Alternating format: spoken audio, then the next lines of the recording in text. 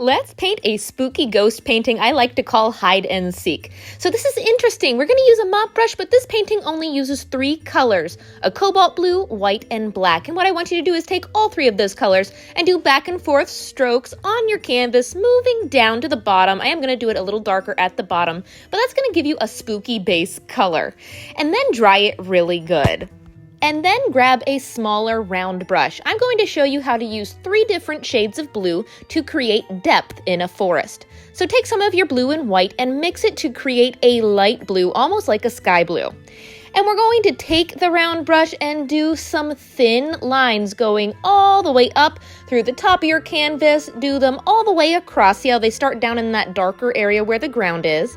They don't have to be spaced out evenly, but I do want you to add a couple branches coming off of them. See how the branches are reaching up and out? It's okay. They don't have to be perfectly straight. You can do a couple waves or zigzags in them to make them look spooky. Just a few. And then take a slightly larger round brush, this is a size 5, and take some of the blue and mix a little bit of black and white into it to make a medium shade of blue. These lines are going to be the trees that are a little bit closer to us, so the line is going to be thicker. And notice how they're spaced out in between the light blue trees, but not evenly. Some are closer to the light blue trees than others. Do that all the way around, and don't forget to add a couple branches off of those as well. Those branches are also going to be a little bit thicker, and they're going to cross over top of your light blue trees. I'm starting to see depth. Now, before we move on, we have to blend in the bottoms of our trees. They look a little funny, so we're going to fix them up. Just mix a color that somewhat matches the background color and do a couple back and forth strokes. Just keep it like horizontal. And you can even add some texture at the bottom as well to make it look like the forest floor. So that cleans up those lines. And then grab a big round brush. I'm using a size 8.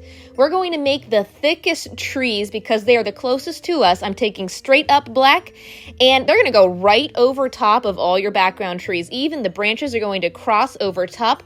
I know this is going to bother some people because you really are messing up your pattern then. Some people love to have things perfectly spaced, but it's a good thing to mess up your pattern because nothing in nature grows exactly perfectly apart from each other, and it overlaps. So this is what gives the illusion of depth, is the overlapping. Notice too that because these are the thickest trees, some of them are closest to me, so the ones on the left and the far right hand side, I'm going to do one over there. Notice how they start a little bit more towards the bottom. That makes it look like there's a path going into the forest. So do a couple branches, and then don't forget before they dry to fix up the bottoms of those trees as well. There we go. I see a spooky forest, so let's add some spooky ghosts in there as well. Grab a round brush, doesn't really matter what size, but I want you to make a wavy W. See how the curve in the middle is up a little bit further than the 2 bottom curves? That's the top of your ghost. And then you can do a wavy line coming down from those outside points and connect the bottom. I wanted to make it look like he's running through the forest with his arms up. However you decide to shape him, fill him in with white paint. I know not all ghosts have arms, so you don't have to add arms if you don't want to. But if you do, you can do a wavy line to make it look like the fabric is coming down.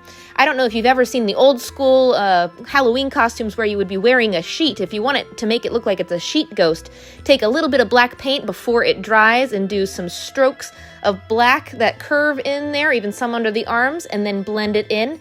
That kind of looks like the waves of the fabric blowing in the wind. Maybe do a little bit of shading down in here. However you want to shade it, a little bit of black in with your white can go a long way. I'm even going to blend some underneath his arms. And if they're playing hide and seek, there needs to be other little ghosts in the background hiding from him. Let's pretend that he's it. He's trying to find all the ghosts.